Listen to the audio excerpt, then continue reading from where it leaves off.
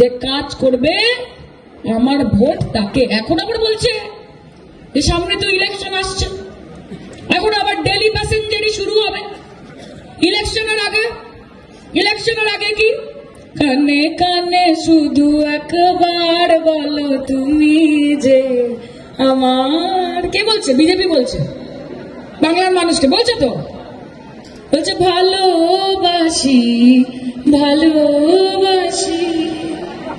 আর ইলেকশনের পরে যখন ঝড় আসছে, যখন বন্যা আসছে, যখন বিপত্তি আসছে, যখন আগুন লাগছে, যখন মহামারী হচ্ছে, যখন দুর্ভিক্ষ হচ্ছে, তখন বিজেপিকে আমরা কি বলছি?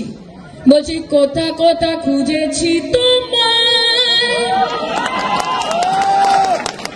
তুমি জানো না। ঠিক তো? এইদেরকে ভোট দিয়ে নিজেদের ভোটটা নষ্ট করবো।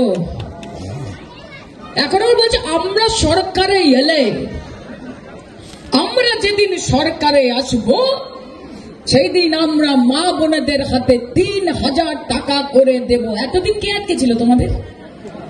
দিল্লি থেকে আটকে ছিল, মহারাষ্ট্র থেকে আটকে ছিল, উত্তরপ্রদেশে বিজেপির সরকার মা বোনেদের ১ পয়সা হাতে দিয়েছ, মধ্যপ্রদেশ বিজেপির সরকার মা বোনেদের ১ পয়সা হাতে দিয়েছ।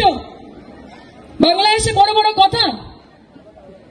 সিপিএম মমতা বন্দ্যোপাধ্যায় তো লক্ষ্মীর ভান্ডার দিয়ে ভোট কেনার চেষ্টা করছে। আরে বাবা, তোমরা ৩৪ বছর সরকারে ছিলে, এখানে আমার মায়েরা রয়েছে, ঠাকুমারা রয়েছে, দিদিমারা রয়েছে। কোনদিন ২০ পয়সা দিয়ে সিপিএম সাহায্য করেছে? নিজের আখের গুছিয়েছে, ওই জন্য সংগঠনের এমন অবস্থা।